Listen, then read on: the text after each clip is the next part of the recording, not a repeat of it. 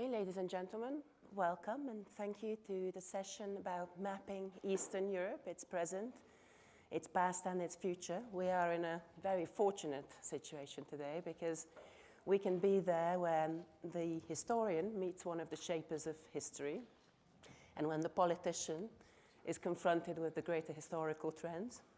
So with us today is Pashka Klimkin, the Foreign Affairs Minister of the Ukraine, and Timothy Snyder, Professor, the Richard C. Levin Professor of Yale University. We're going to start with a presentation from Professor Snyder about the greatest trends to do with the region, how its past helps us understand the trends and the patterns that are shaping the present as well as our future, especially with regard to integration versus the nation state. Okay, thank you very much. So thank you all very much for taking a little break from investment and high politics to have a go at history and mapping in Eastern Europe. What I'd like to do is spend 15 minutes talking to you about the past, but I hope by the end I will have made a point about the present, in particular about the significance of the European Union and about the relationship of Eastern Europe to world order as a whole. So where I'd like to begin is a century, those are nice pictures. I'd like to begin a century ago with the world as empire. This map shows the main land empires of Europe at the turn of the century or the early 20th century. But the fundamental thing to understand is that this pattern of empire is the pattern of the world. Europe is typical, it's hypertypical.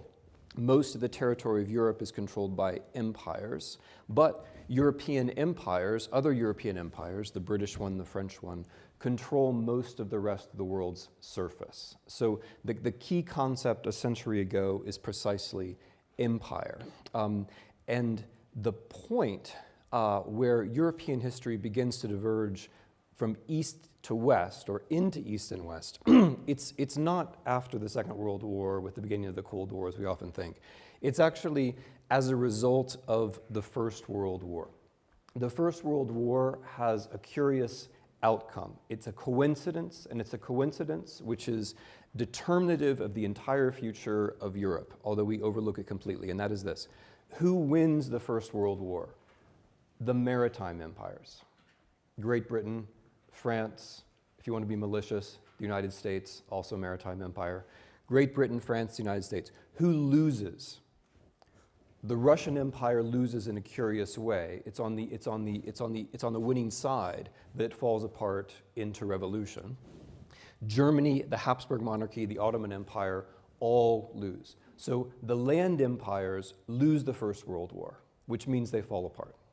The sea empires win the First World War, which means they continue as world powers and as maritime empires. That's the great coincidence that determines the shape of the history of the European 20th century. Because what happens next is that an illusion makes its way into the center of our minds, an illusion which is transitory, which has to be transitory, but which nevertheless becomes the way that we think about history, and that is the nation state. So where is the nation state in European history? Practically nowhere, except in the history books that you're forced to read as children. The nation state exists practically nowhere in modern European history. It exists only as an experiment that begins in the 19th century in the Balkans and then is applied in this region, in Eastern Europe, in the 1920s. Now, the most interesting thing about this experiment is the spell that it casts on our minds. Most Europeans think there was some time when we were a nation state, and in their weaker moments, Europeans think perhaps it would be nice to go back there. You can't go back to a place which never existed. If you're an East European, there is a moment of the nation state, but the crucial part of this experiment is that this experiment fails completely. All of the new nation states that are created after the First World War, there are 6 completely new ones: Estonia, Latvia, Lithuania, Austria, Czechoslovakia, Poland. All of them have ceased to exist by 1940. They don't last for very long. So The high point of this, or perhaps the easiest example of this to remember, and the most dramatic example, is the Molotov-Ribbentrop Pact, which is the alliance between Nazi Germany and the Soviet Union that begins the Second World War. That's the most dramatic way a state is destroyed. Poland is destroyed by being invaded from both the West and the East. But this is simply the high point of a general pattern. The nation state fails. And that the nation state fails as a result of German and Soviet aggression reminds us of a more interesting pattern and a deeper pattern. Actually, the deepest pattern of European history, and therefore the one which is completely overlooked and forgotten. And that is this, that European history is a history of imperialism, right? It's not a history of nation states, it's a history of imperialism. The way it lands, the way it ends, is as a history of imperialism inside Europe itself. And the central colonial territory in Europe, although this can be uncomfortable for Ukrainians, is precisely Ukraine. In the Soviet experiment, Joseph Stalin spoke of Ukraine as a site of what he called self-colonization or internal colonization. The Soviet Union has no maritime empire, so therefore what we must do is accumulate capital by way of exploiting rich agricultural territories such as southern Russia, such as Ukraine, in order to modernize. Likewise, the Second World War. Each of us has our own national history of the Second World War. Americans have the nonsensical idea that we won it, the Soviet Union won it. But the goal of the Second World War in Europe was that Germany take Ukraine from the Soviet Union as a colony. That is what the Second World War was actually about. It's Europe's colonial war inside Europe. It's the attempt to establish an empire, a racial exploitative empire inside Europe itself. That's the point. So, and why am I dwelling on this? Because the history of European imperialism, both outside of Europe and inside of Europe, is the part of European history which one forgets when European Union begins. When European Union begins, a story starts, and the story is something which I call the fable of the wise nation. The fable of the wise nation says, we all, the British, the French, the Germans, the Italians, the Spanish, we all learned from the Second World War that war is a bad thing, and therefore we had the Schuman Plan and economic integration, and now we're all very peaceful people. This is your common constitutive myth. Congratulations, it's nice to have one. It has no basis in reality whatsoever. Europeans did not learn from the Second World War that war was a bad thing. If Europeans had learned that, then the people who suffered in the Second World War the most, the Jews, the Belarusians, the Ukrainians, the Russians, the Poles, would be the most peaceful people on the planet. Are they? I leave it to you, right? The European project begins somewhere completely different. The European project begins from the failure of European colonialism. West Germany is at the beginning because Germany's colonial project in Eastern Europe fails spectacularly. The Netherlands, Italy, later France, later Britain, Portugal, Spain, these are not European nation states. They were never European nation states. They are failed maritime empires who find a safe landing inside the European Union. And the story of the nation state, the story of how once you had nation states and then they learned from the Second World War that violence is bad, that is a cover story for the bloody failure of maritime imperialism, right? So remember what I said at the beginning. The crucial fact about European history is the land empires go away after the First World War. The maritime empires go away after the Second World War, which leads to this situation. What is the European Union at the beginning of the 21st century? The European Union at the beginning of the 21st century is a successful gathering largely of former maritime empires. It is a solution to the problem, the post-war problem of the maritime empires, plus Germany. That's what the European Union is at the beginning of the 21st century. It gathers the metropoles of the failed maritime empires. When we think about the enlargement of the European Union, which takes place in 2004, 2007, and then with Croatia in 2013, here we've now reached a profound moment in European history, which has also been profoundly mischaracterized in European politics. The enlargement of the European Union, the creation and enlargement of the European Union, it's not really overcoming the Second World War. What it's really doing is that it's overcoming the First World War. You see, these units here, Estonia, Latvia, Lithuania, Poland, Austria, the Czech Republic and Slovakia, and then these more southerly nation states. What's interesting about these units is that these are fragments of former European land empires which failed as nation states, right? Sorry. No, okay, Poles aren't here. All right, I'm all right. So failed as nation states twice. The first time after the First World War, and then the second time after the Second World War, when most of them were in a relationship with the Soviet Union, which was something short of sovereignty, right? So the nation state is an experiment which is carried out in Eastern Europe and which fails. This is the thing to remember. Therefore, the enlargement of the European Union is in effect the settlement of the First World War. It's the settlement of the First World War because it is the securing of these failed nation states within a larger European entity. Now that's a story that for two reasons can't be told. The first is you can't get the East Europeans to say the nation state was a failed experiment. I've tried, it doesn't work, you can, good luck. The second reason you can't say this is you can't get the West Europeans to say the European Union was a safe landing after the bloody failure of maritime empire. You can't get the West Europeans to say that either, right? This goes against both of your myths. The East European myth is we had nation states, they were great, except for the bad people on the outside. And the West European myth is we had nation states, they were great because they learned from the Second World War. Those are your happy myths, great.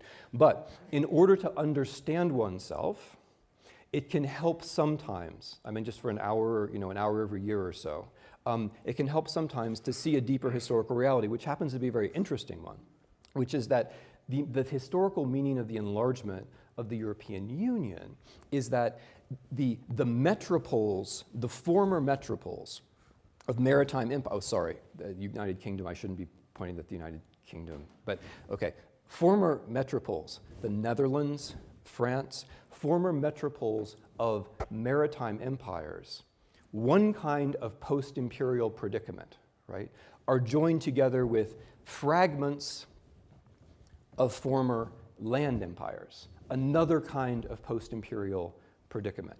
The reason why this is so profound, of course, is that the real story of European history in the 20th century is what do you do after empire, right? What do you do after a failed land empire, and what do you do after a failed maritime empire? Because unless you're Finland or Norway or some other lucky people, that is your actual history. Failed empire one way or the other. The European project is the answer to that. The European project is not interesting because it transcends the nation state. It didn't transcend the nation state because the nation state never happened. The European project is interesting because it transcends empire, or rather, it's a post-imperial solution which is not itself an empire, which operates according to different principles. That's what's historically interesting about the European Union. Now, there are two fundamental conclusions from this for contemporary politics. The first has to do with Europe, and the second has to do with Ukraine. The conclusion for Europe is that much of the debate about Brexit, or much of the conversation around certain anti-European parties like the Front National, is basically misconceived. The conversation around Brexit, or any other exit, or much of the political conversation in Poland, for example, or Hungary today, takes for granted that there are two choices, Europe or the nation state. And even the proponents of the European Union accept that those are the two choices. It's treated as though that were the argument, that we could have Europe or we could have the nation state. And the reason why everyone takes this for granted is because of the national education that Europeans receive in schools, which leads them away from the basic truth that most of you are not children or grandchildren of nation states. You're children or grandchildren of failed empires, right? And so the stakes of the debate are actually entirely different. There is no reason to believe, or no historical reason to believe, that the United Kingdom will survive Brexit. Right? Maybe it will, possibly it will, but the intuitive notion that you can go back to a nation state doesn't actually make any sense because there's no back there. There's no nation state back there. There is no nation state in the history of the United Kingdom. It simply doesn't exist. So maybe they will succeed where other nation states in Europe failed. Maybe. But no one is actually posing the problem that way, and frankly, I think it's pretty unlikely. Even France, right? Even France. France has never been a nation state. Were France to leave the European Union, it would not be returning to French history. There is no French history which is not either imperial or European, not in the modern period, right? There were far more Muslims in France in 1938 than there are now, because at that time, Algeria was an integral part of France. There is no history of France where there is simply France, except in storybooks for children. Now, the implication for Ukraine about les ancêtres les Gaulois and all that, the implication for Ukraine is also an implication for Europe. When we talk about Ukraine, or when we talk about Russia, Ukraine, and the European Union, one often imagines that the issue is that Ukraine is some kind of outlier, that Ukraine is unusually corrupt or difficult. I don't think by European standards it actually is. The entire history of the European Union is that problematic states in very messy situations, like Germany after the Second World War, like Belgium after the Congo, like Bulgaria and Romania after communism, that problematic places in very messy historical situations make their way to statehood because of the European Union, right? The European Union is an integral part of the existence of European states. And in that sense, I only want to suggest the deep Ukrainian problem of war and corruption is actually typical of Europe. And if Europeans don't see it that way, it may just be because you've lost track of your own history. Okay, that's what I had to say. Thanks. Thank you very much, Professor. Minister Klimkin, Professor Snyder did say at one point that this might make the Ukraine uncomfortable. How do you feel about what was just said? No, not at all. Look, now after what Tim has said, and basically has shown I feel myself, almost ashamed for not being prepared with such a nice slide. So, Tim, can I use one of yours actually to show my case? No, it's fine. I need just one. Look. Are you sure you want that one? Basically, I need not our pictures. Otherwise, every kind of slide is fine. I actually very much like all of your points, but because the sense of that is to have a kind of good discussion, I will try to come up from a sort of different perspective.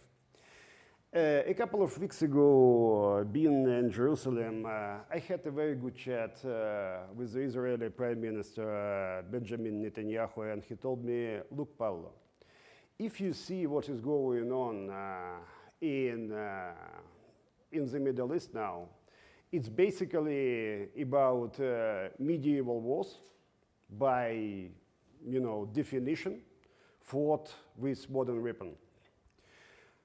So, a couple of points about the Eastern Europe. So, firstly, we need a kind of definition. What basically does it make? What we could define under Central and Eastern Europe? And I would risk to say that we need a kind of notion of the greater Central and Eastern Europe. Tim can come up definitely with 110 arguments from historical perspective. I would say that we can be as creative as possible, but we need to come to a sort of understanding, because you were focused history, where we're going to head in the future. And my point, basically we have quite an area which we can define under Central Europe, and it comes from medieval times. Ukraine was a part of different reality. Our traditions, our cuisine, our language has been shaping up in the 13th, 14th, 15th century. The same for Lithuanians, the same for Polish, the same for Czech. So it was a kind of completely different map. And once thinking about the Central Europe, I came up with a very simple definition. Honey cake. You can't find honey cake here in France, in Italy, but in any of the regions you were talking about, Ukraine, Poland, Germany, part of Austrian Empire, it's about honey cake. Simple. I can come up with a couple of other ideas. Don't take me wrong, it's not about, trivializing the whole idea. But the second one is very important for me. I believe that the whole reality around the system, Central and Eastern Europe, has been shaping up, basically from the 10th or 11th century. And if you consider, and I pretend to understand different countries around us in a different way again, it's about language. And actually, you can guess what is the closest language to Ukrainian. And there is the result of computer simulation. Belarusian. Belarusian. The second closest? Polish or Russian? No, it's Slovak. The third one, Tim, because you are an expert, it's the Polish one. And Russian, it's only the sixth closest language to Ukrainian. So fundamentally, if you understand Ukrainian, if you see how Ukrainian has been shaping up, it has been shaping up in the time of 13th, 14th, And it's my point. Central Europe, how it has been shaping up in the medieval time, is different from either, sea empires or Western Europe. Okay. Mm-hmm. It's different because of many reasons, but especially because of different sensitivity to history, and it's still the case. Sensitivity to history in Ukraine or Poland or Hungary or in the Czech Republic is completely different from France or Spain. It's a different kind of understanding of history, but it's also a different kind of accent, a special emphasis on history in national building and in state building. It's completely different how you've just said from the Western Europe. So my point, and I would risk to make it now. Basically, we've been hidden. We're gonna be hidden to the sense of this greater Central and in Eastern Europe, with all kind of problems, challenges, conflicts. Whether it's about national minorities, about treatment, about understanding, about. And maybe we need a kind of different solution to that. Many people are talking now about blockchain. I believe something like blockchain, a kind of special algorithm, would be really fine for Central Europe. I'm going to explain it further in our discussion. And my third point, very simple. I believe that the future for the whole Central and Eastern Europe is about European integration, is about our specificity, but within the common European Union. And basically because we're going to be heading towards a sort of new cycle, new big cycle to this new medieval reality, we should understand that Russia is a completely different reality, with a completely different set of values, with a completely different set of ideas. It's simply a fact of life. Many people keep asking me, look, Pablo, if we turn off, TV in Russia, all kind of this crazy propaganda, maybe in 6 months or so, in a year, the people will get back to normal reality. My point is not so simple. It's about different people. It's about a completely different imperial idea. You were talking about sea empires, about land empires. Russia is still an empire by mentality, not by definition. but by mentality. And the whole way of getting through the, Stalin reality and Soviet reality is just reincarnation of this empire. Because Ukraine is now completely different from the time of 100 years before, after 2 world wars, after Holodomor, where we lost actually all people attached to land, Holocaust. But fundamentally, it's still about this drive to see in the future, but also to understand what kind of routes could be and should be helpful for our future. So my point is basically very simple. If you see the people around the Central Europe, if you see habits, mentality, values within, with all kind of problems, and the problems are there, they're very, very similar and extremely different from those in Russia. We can come up with hundreds of arguments. Honey cake is just one of them. Was a kind of joke, but fundamentally, if we and I agree with Tim, if we can't see the future as the future in the common European Union, whether we're going to have nation state as a blockchain, or a kind of different reality, it could be regions, it could be something else. There are a number of different ideas. It's about one reality, and it's about another reality, which would be very difficult to change for this perspective. And one last point. I am actually very optimistic for the future of my country, for the future of the whole region. Because I believe, and if you like, it's my feeling, that not just Ukraine as a country had crossed a point of no return, but the people, the Ukrainians, have crossed a point of no return in their understanding that, the whole past is no way forward.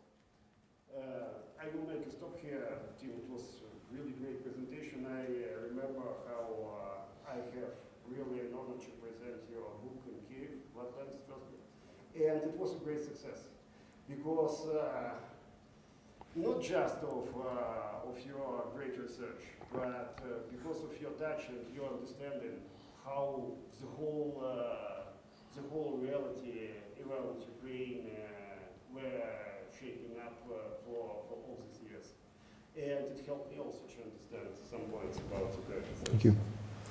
Thank you very much, Minister. You made a number of very interesting points that I'm sure we can use to continue our discussion. But before we go into that detail, Professor Snyder, you were talking about the failed nation states at the time when most of the conversation is about whether or not the EU as the integration is failing. So do you think that's actually a success? Of course. I mean, the greatest human capacity is to take things for granted. That's the thing we're best at. As soon as we achieve something, we take it for granted. And we don't even notice this capacity. We take our capacity to take things for granted. The European Union is like this. It's an achievement. It's an extraordinary achievement.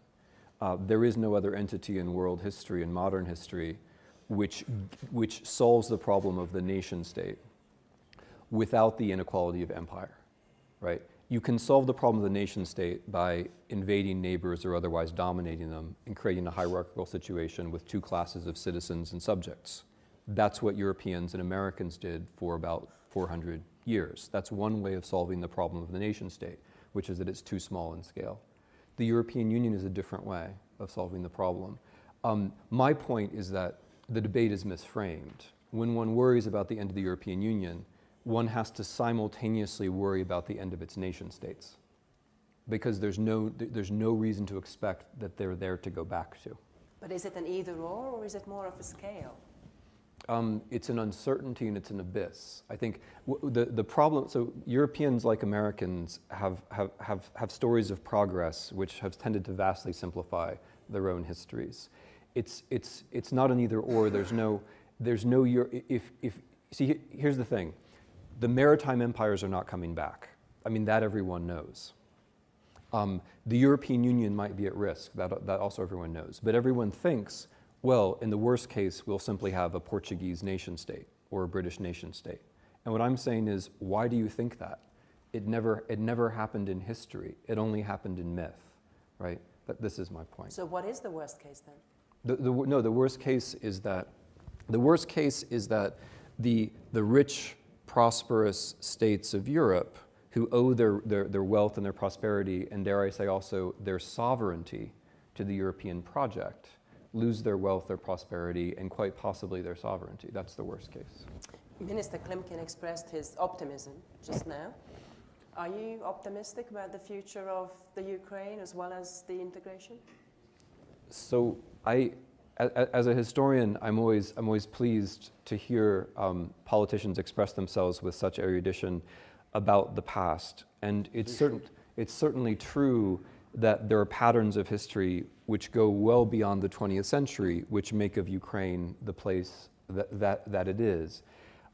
However, I'm neither an optimist or a pessimist, because I think that the process of state creation is up to Ukraine. The paradox of the EU is that the circle is, if you want your state to survive in Europe, it's a very good idea to be in the European Union.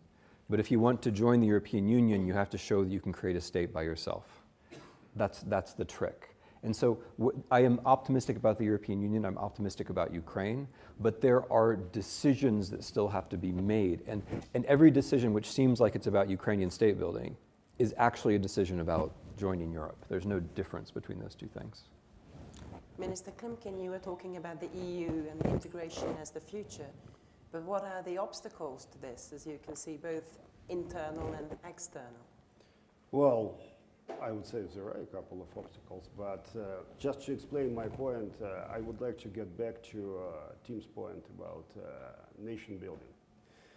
I hate to present myself as a kind of scientist here, although I'm myself a physicist by education.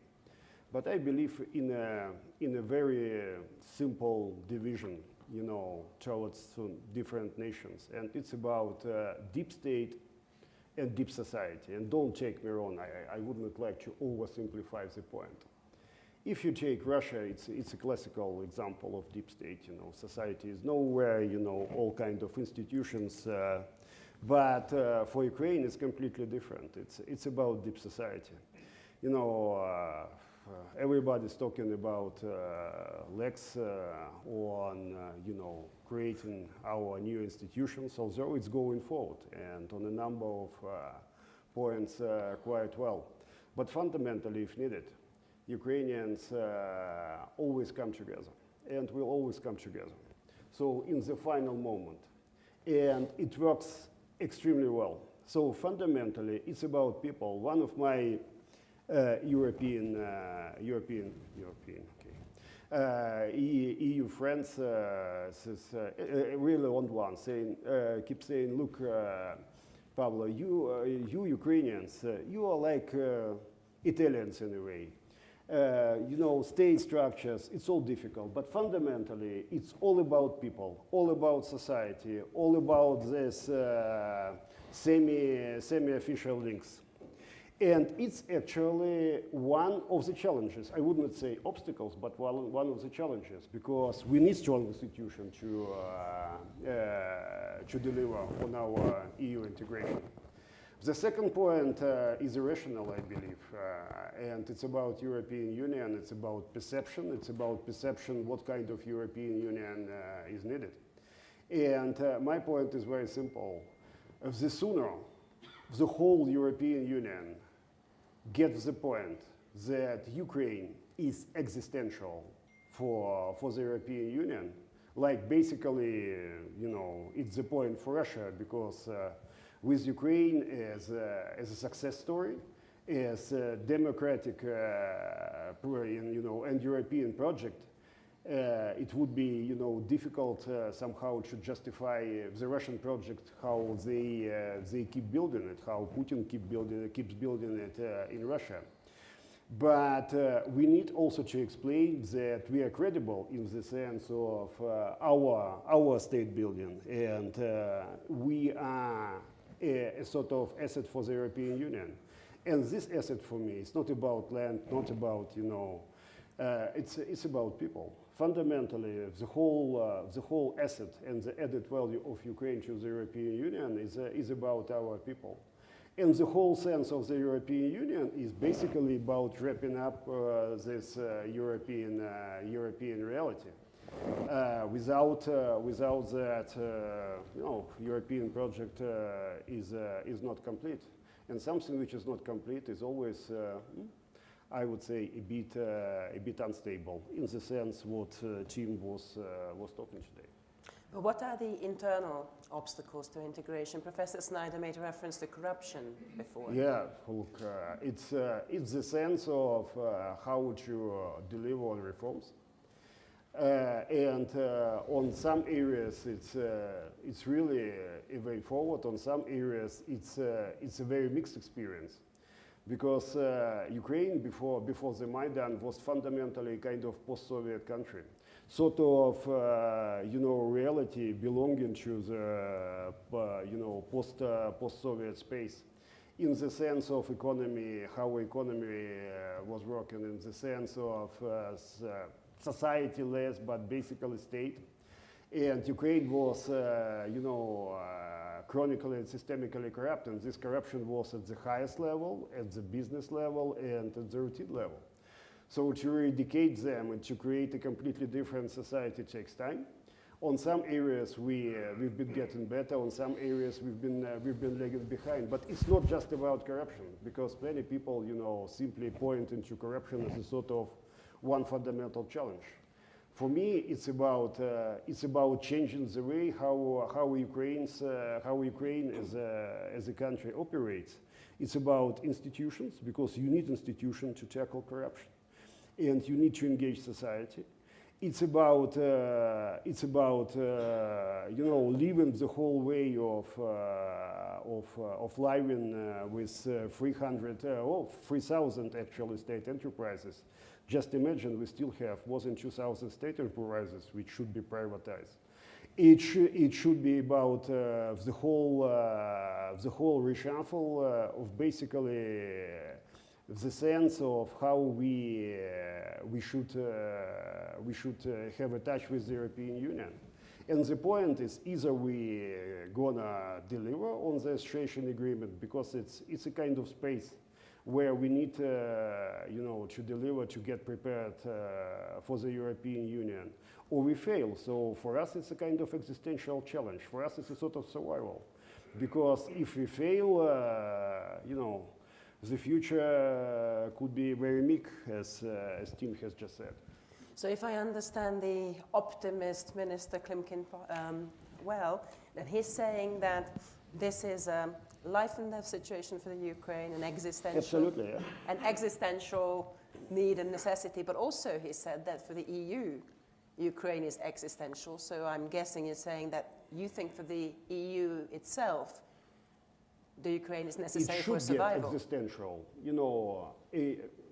There is more and more understanding within the EU that Ukraine is important. Without Ukraine as a successful story, there is no stability in the future Europe. But whether everyone clearly gets the point in Europe that Ukraine is also existential as success story, it's really in progress, and I hope it's in progress.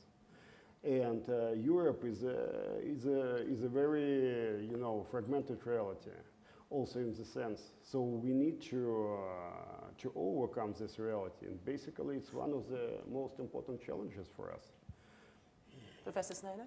Well, if you accept the view that the true alternatives in European history are integration and empire, which I hope you will, then the significance of Ukraine for Europe becomes clear.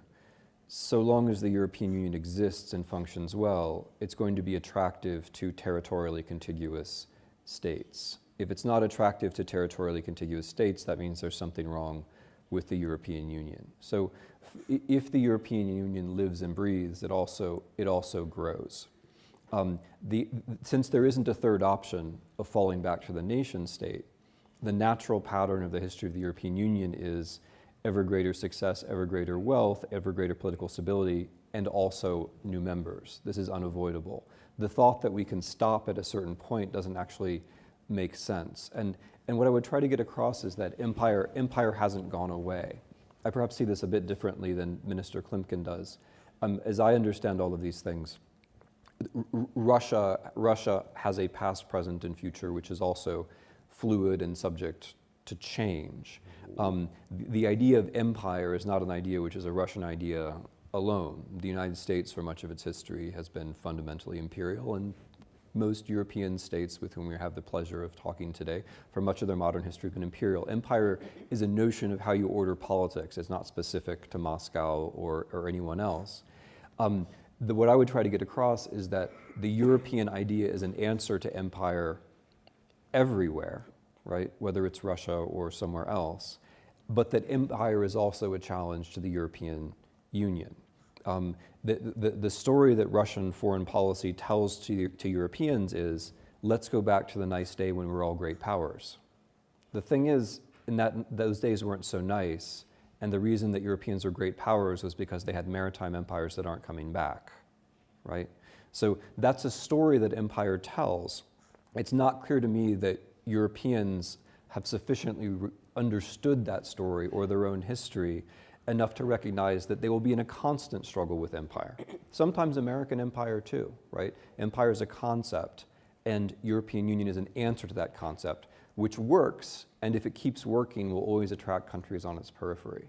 It's almost time for me to hand over to the audience to ask your own questions.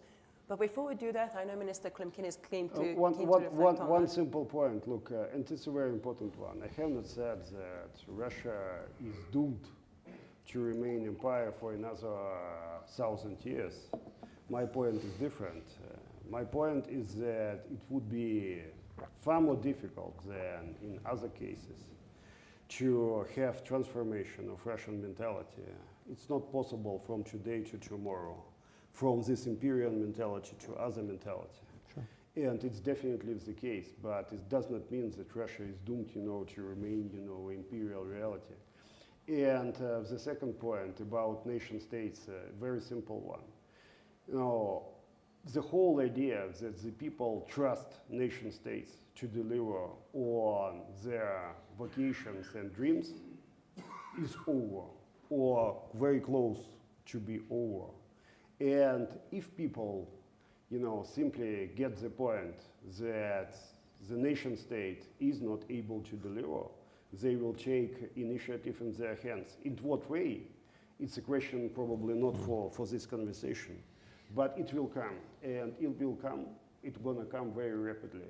So in this sense, all this integration process and building process could be very different from what we could imagine right now. So before we take questions from the audience, let me just introduce one extra aspect, because we have been shown maps by Professor Snyder of our history, but we could also be using other kinds of maps, those of energy flows. How does that affect the present and the future of the region and the relationship with Russia as well as the European integration? My point is very simple. Oil and gas paradigm is not over. It won't be over in 3 years or 5 years, but it will be over in some years to come. The whole renewable paradigm is now coming not just to electricity production, but also to heating. So it's a completely different reality. And all kind of these flows, just gas flows and oil flows, will be, of course, important, but not such important as now. And second point, in over, let's say, last 10, 15 years, we've been getting through tremendous developments of market mechanisms, also for gas. So 15 years ago, basically, there was no market for gas in Europe at all. So fundamentally, the whole delivery will have to be based on market mechanism. And in this reality, I believe we will get less dependence on all these fixed routes for oil and gas. But now, because there is still a space of manipulating that, Russia will try to do its utmost, simply to use this energy as weaponry, because it's easier to destabilize and to use this instability as a kind of commodity on the stock exchange. Questions? Yes. Please introduce yourself as well when you begin. I'm Seda Bilmezgin, professor of philosophy from Turkey.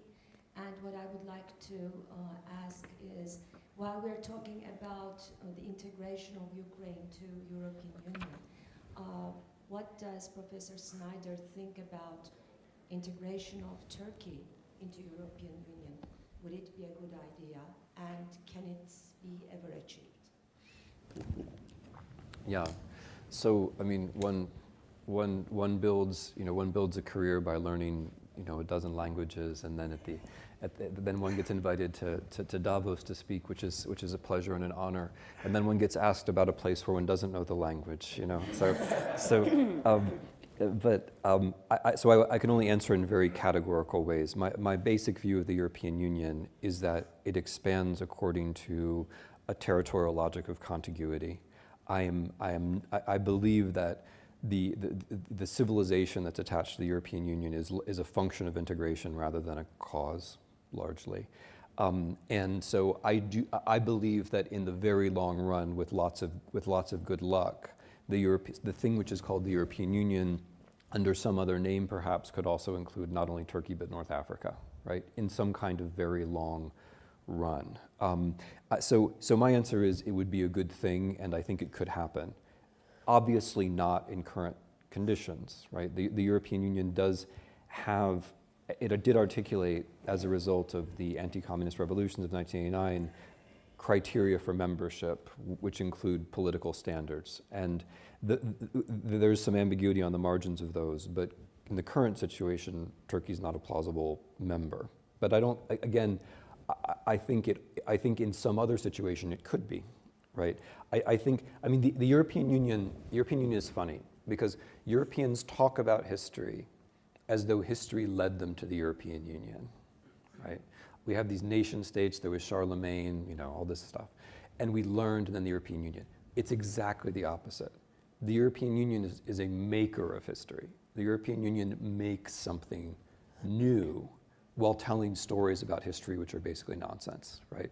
And I think European responsibility arrives when Europeans start talking about the European Union as a maker of history, as opposed to a maker of values. In that sense, in a very long run kind of way, I'm an optimist about other contiguous countries joining. Yeah. Next question. Sorry, the gentleman there was next, I think. Thank you very much, Fyodor Lukyanov from Moscow. It was a very interesting discussion. I have two questions based on what Jim Snyder said.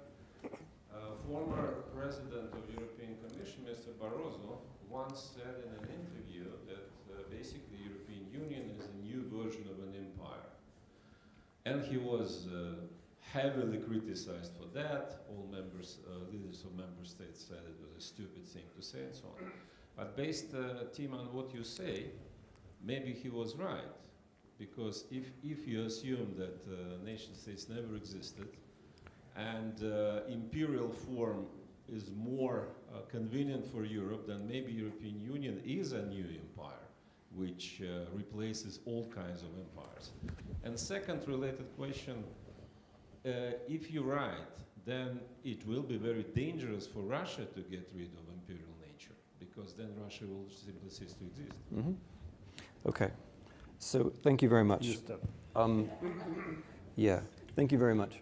So I'm gonna start with the first question and answer the second question. The first question is about, is the European Union an empire? And I'm gonna note its convenient relationship to the second question, right? Because if one accepts that the European Union is an empire, then if you're Russian, you can simply say, well, it's normal to be an empire. Look at the European Union, it's an empire. So I want to be very clear about this, because your question is conceptually very important. And so, of course, part of what I've tried to do in this presentation is to strip away some of the fantasy about European history and get down to the essence. And for me, the essence is, what do you do after empire? That's the essence. And the answer to that question has to contain, and so here I'll agree with you somewhat, the answer to that question has to contain, how do you maintain some of the things you got out of empire? One of the things that's very important about empire is that it's a big internal trading space, right? This is what the Serbs learned when they left the Ottoman Empire. When you leave an empire, you may say, well, we were different from them, and we're politically righteous, and we've always been oppressed, and our martyrs, and so on. But you lose a big trading space. An empire provides a big trading space. So the European Union is like an empire in that specific way. It provides a huge internal market. And the sentence that Europeans never pronounce, but which is profoundly true, is that that huge internal market serves as a substitute for what you lost in Indochina, or what you lost in Southeast Asia, or what you lost in India, or what you lost in North Africa. It's a substitute for what maritime empires used to do, in the sense that it's a big internal trading space, thus far. But there's a fundamental difference, and that is this. When Europeans were imperialists, they had a specific understanding of law, which is that law applies from one European entity to another, but not to non-European entities, right? So hence, Europeans in the United States thought it was perfectly natural not to treat the Native American nations as nations. You could sign a treaty with them and then break it because you didn't recognize them as subjects of law. Or Europeans in Africa could sign treaties with entities, or just not sign treaties, simply invade and take territory, on the logic that these people are not subjects of law. Okay, that wasn't very nice. That's essential to imperialism, is that you don't recognize others as legal equals. So the trick of European Union is, the convenient trick, I'm trying to de-romanticize all this, is that when you go back to Europe, it's easier in a way, because with the exception of the 30s and 40s, which is a big exception, in general, Europeans had the idea of treating Europeans as subjects of law. So when you're forced to leave maritime empire, when you lose imperial wars and you're forced to come back to Europe, then you return to people whom you're used to seeing as subjects of law. And that's how the European Union is not an empire, is that it's based upon legal equality, right? If anything, it's a little bit like, it overstates the power of small states, if anything, right? So it exaggerates the principle of legal inequality, and that's why everyone thinks the European Union is so boring, because of its hyper-production of legality. But its production of legality is the thing that makes it fundamentally not like an empire. So with Russia, I take your point completely. I think that the trick for big entities like Russia, America, and China is to somehow square the circle of producing a state and integrating with something, right? So, and I think that requires, if you're a big country, and I say this as someone who comes from one, it requires more reflection than it does if you're Luxembourg, or Ukraine even, because you have to think of some formula that allows you to integrate. I'll give you an example of what the opposite of that is. The opposite of that is America first, right? You can't say, oh, we're just a nation state, even if you're America. It's a disaster for your power position to say, oh, we're just a nation state. But it's also a disaster for your power position to say, oh, we're an empire again, because no one likes empires, and the Europeans, although they might be slow and they might not have all the kinds of traditional power that Russia does, they do react to violations of, the idea of the territorial state. So I agree with you, it's a special challenge for big places, especially Russia, China, America. I think the correct answer to it is not to say, oh, we're an empire, right? Mr. Klimkin? Yeah. We all have fun in watching the famous Star Wars sequel with the Murky Empire fought by rebels. Somehow there are a lot of people fighting Russia, but actually I can't recall anyone fighting in direct way the European Union. And in a way, the division, the difference is very clear. European Union, for me, is about a number of simple things. It's about values, focus on people, and fundamentally, I fully agree with Tim, rule of law. And all empires are about deals. and Russia is also about deal. And basically, it's about different kind of deals which could be somehow shaping up in legal or other, priorities. But it's about deal. It's not about focus people on rule of law. And I've said, we can't say that Russia is doomed to remain empire for another 1,000 years. It's basically about Russia, maybe about others. But fundamentally, leaving the sense of imperial mentality and the whole sense of how Russia operates would create completely different Russia. So whether you like it or not, and you have to be really honest about that. Thank you very much. One last question. Yes, this is for both of you.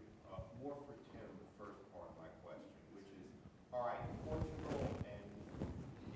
right, Portugal and the UK were empires, and the Portuguese Empire didn't end until the mid-70s, and by 81, 82, they were in the EU. But isn't there a sense that, because both are somewhat island nations, Portugal is a semi-island nation, that there's an identity, a homeland, which is beyond imperial, so to speak, that they can fall back upon? Like when Churchill says, we will defend our island. Of course, Churchill was a man of empire. That doesn't come through in the new movie. They wiped that out. So is there a sense that maybe Portugal and Britain are in a somewhat separate category because of their geography? There's this sense of a semi-island or island homeland.